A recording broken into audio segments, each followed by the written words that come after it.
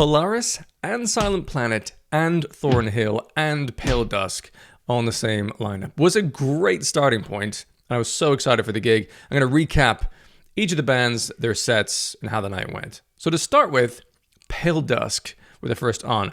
Japanese band, and they have quite an eclectic overall sound. Some of the songs within the same song has like 10 different tempos within it, lots of different genres happening throughout.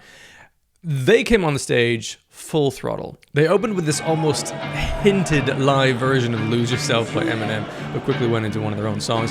But the energy they were putting out, especially the vocalist and the lead guitarist, was off the scale. I mean, when you're the first band on, you have to kind of try and set the tone. No one's warmed up yet, so when you start as strongly as they did, visually, energetically, it's really exciting. A great thing for the rest of the night to build on from. The guitarist was doing these like roundhouse kicks throughout the set, which were really impressive, and it just looked exhausting. I mean, I'm 37 years old. I can't be doing a roundhouse kick without a guitar. So that was impressive. Vocals had tons of energy.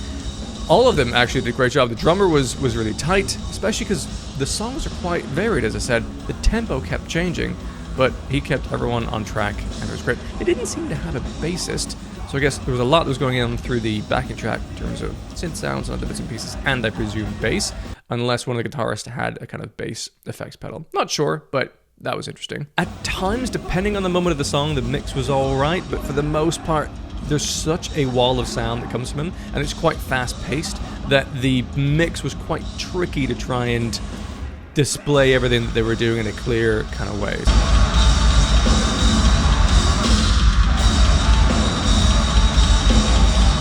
So that made it a little bit difficult, especially if you didn't know their original songs. And I only knew 2 of them, and I enjoyed them the most, probably because I was able to pick up in between the mix of the live speakers what was going on in those songs in particular. So Paledusk were really entertaining, more as a visual entertaining display. Musically, the mix kind of struggled to really have it translate, and the constant changing of tempos and genres and things made it a little bit chaotic, I think, but certainly an entertaining opening band. Next up was Thornhill, who I've liked here and there in the past. I think their guitar work is fantastic, and the drumming I've enjoyed. The vocals, a little bit Marmitey for me. It's in that sort of Deftones Chino style of melody choices, which are not the expected notes, so they're sometimes not very satisfying to listen to. And I couldn't tell from the records whether he had a strong voice or a weak voice. It's kind of in this weird in-between zone. So I was super interested to see what they would be like live. And he's actually a decent vocalist live. I didn't detect any autotune, and the man was hitting the notes that he was intending to hit. And some songs really translated fantastically well. So sometimes it absolutely hit vocally as well as what the rest of the band was doing, and others just didn't for me. And I really do think it was a case of sometimes the songwriting's really good, and sometimes the songwriting's not so good.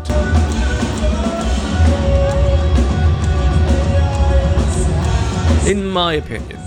So some of the vocal melody choices and some of the songs just sounded like they were sort of off-key and not great. Even though I think the pitching was actually all right, just the melody was innovative is the kindest way you could say it in terms of the choices they made there. It just didn't really resonate that well with the home chords of the song. But fine, that's the artistic choice they're going for. Some people love it. But yeah, sometimes they just kind of lost me. But for the most part, I was very impressed with Thornhill. They are legit, very well rehearsed, punchy, well-executed performance musicianship-wise, and the vocalist did a decent job as well of commanding the audience on the stage. He had charisma for sure, and the new song I thought slapped. You know, I'd only just heard it before the gigs. I realized I hadn't heard it yet, and they might be playing it, and that was cool. They had some really great moments of breakdown. His scream vocals, for me, were the surprise highlight of their set.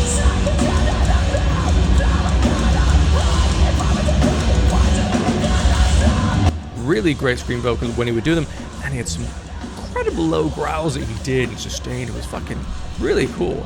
And actually, I think those are their better moments. I think they should do more scream vocals, a little bit less of the cleans, perhaps, for my own personal taste, right? Not for everyone. They're gonna do what they're gonna do, but I enjoyed Thornhill. I thought they were really strong, actually. And shout out to their drummer. He was fantastic. Really, really, really impressive. But the best drummer of the night for me was in Silent Planet. That dude is a fucking beast. It was so cool what he was doing. The spread of orchestration along the cymbals, the exactness of his timing, some of the busyness on the snare with his left hand he was doing on some of the normal beats was just awesome. I mean, he's born to play drums. So, top tier drummer of the night for me was Silent Planet. And overall, I really enjoyed them. I was so looking forward to seeing Silent Planet live for the first time. I'd never seen them before, and I've loved what I've heard of them thus far on their record. So I was really curious to see what it'd be like live, and I really wasn't disappointed. The setlist was great. They played a couple of songs I really wanted to hear, like Antimatter, which absolutely slaps. That's my favorite song by them, I think. Although Trilogy is a close second, and they closed with that, so I was delighted with that one as well. When they entered the stage, though, I was a little concerned because he was miming Garrett, the vocalist of it. It's like, what? Really? Are we doing this?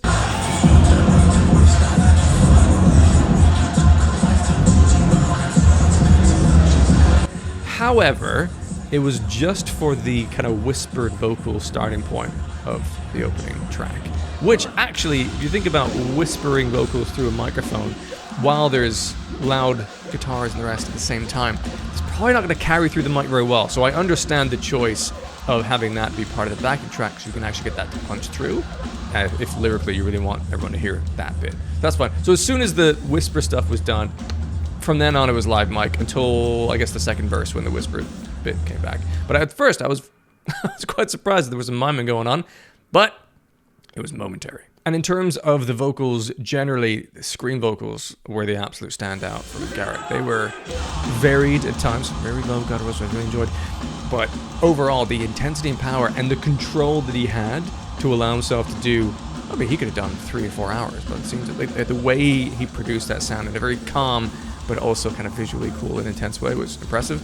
The weaker point was the clean vocals from Garrett. They weren't quite as good as I had expected them to be, which is a bit surprising. But they did have moments in other songs where the other guitar players were doing the lead vocals. For example, in Euphoria, the guitarist did the lead vocal of the chorus, which I think worked really well. And there were moments when the bassist was doing the lead vocal line instead of Garrett. And I think that was when they sounded best as an overall vocal dynamic.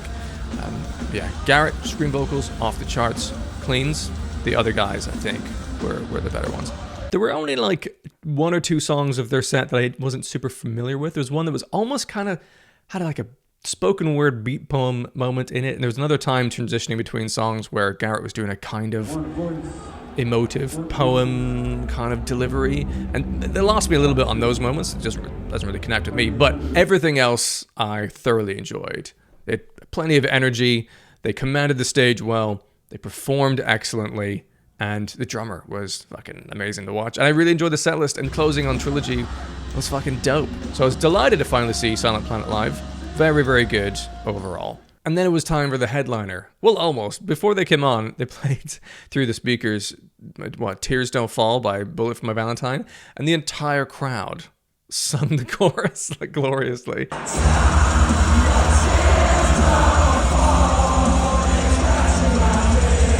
That was a fun moment. Got everyone really in the mood for Polaris. They opened with the opening track of their latest album, Fatalism, and it just was Jamie alone on stage at the time.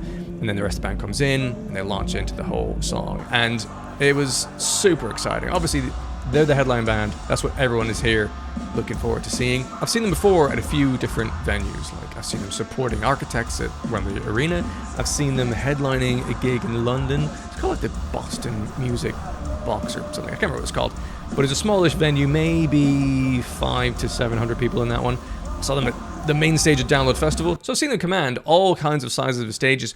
But there was something about this particular gig that felt pretty special because of it was a larger venue for them as a headline gig within London. The Forum's kind of no joke.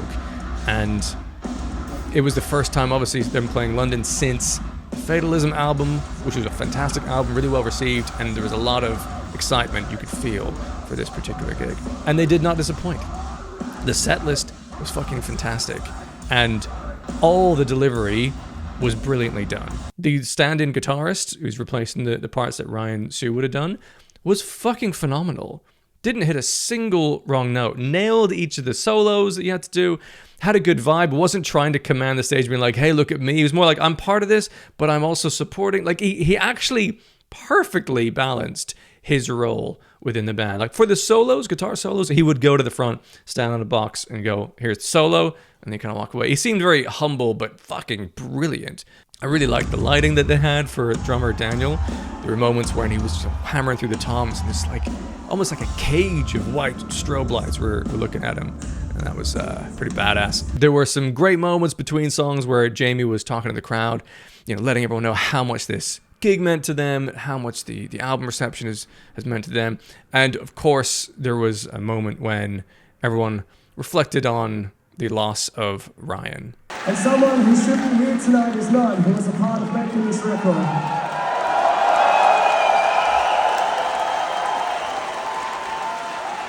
And a beautiful moment when the crowd spontaneously started shouting his name in unison after Jamie introduced the fact that we were obviously missing him here.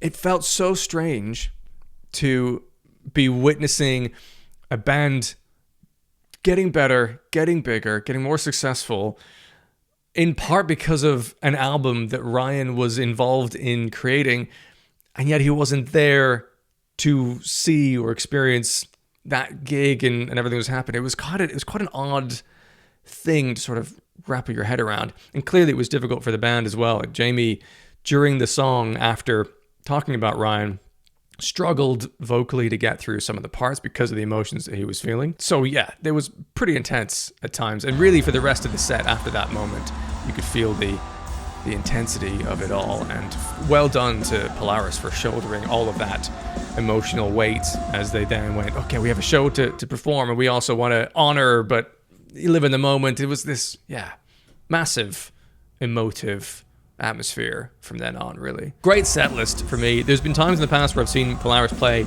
and I'd know like 10 of their songs and maybe they'd played 2 of them.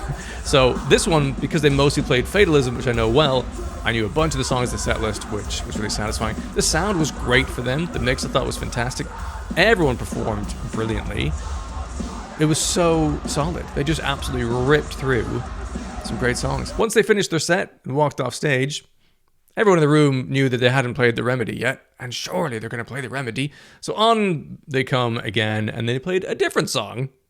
I'm like, okay, really? They're not going to play The Remedy? But they had a double encore, and they finished with The Remedy, which is a wonderful, massive sing-along, and an excellent closer to what was a really strong gig overall for all the bands and musicians. I thought it was a fantastic lineup and quite varied as well. I mean, the closest in similarity sound-wise is probably Polaris and Silent Planet, but Thornhill is quite a different band, and Paledusk is on a completely different planet. And yet, all of them fitting within the alternative rock universe, of course. All of them captivating the audience. No one was boring. Right? No one sounded shit as well. Like it was a fucking great quality night from start to finish. And I think it really did crescendo naturally through the lineup all the way through to the closer, Polaris, who were fantastic. Yeah, great gig. The scene is in good hands currently. There's some fucking great music out there, and the live performances have been up to the measure of the music that they're putting out. So that's great. Really, really impressed with how everyone did last night. Fucking great gig. And for some fucking reason, the last notes that rang out in that venue was the Venga Boys, which Polaris decided was like, that's the ideal song once we finish our final song. Sure, why not? It was fun, It was really good, serious music, performed really well, but also it was fun.